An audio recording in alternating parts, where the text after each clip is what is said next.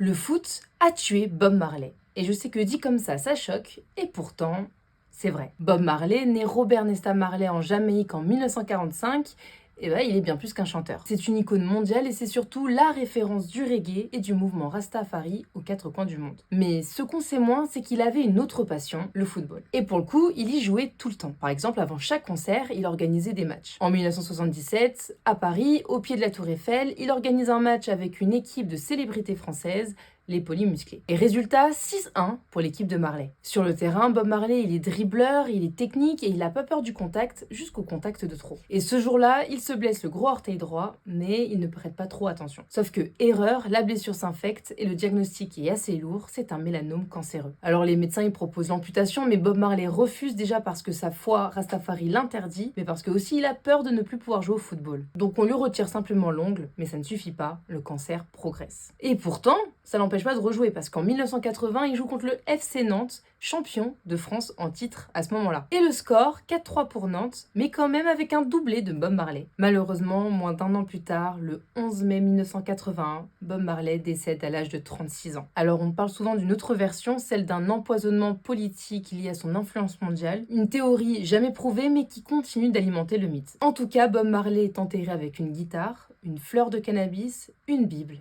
et surtout un ballon de foot. Parce que lui qui disait que le football c'était une liberté, pour lui, tragiquement, c'était aussi une fatalité.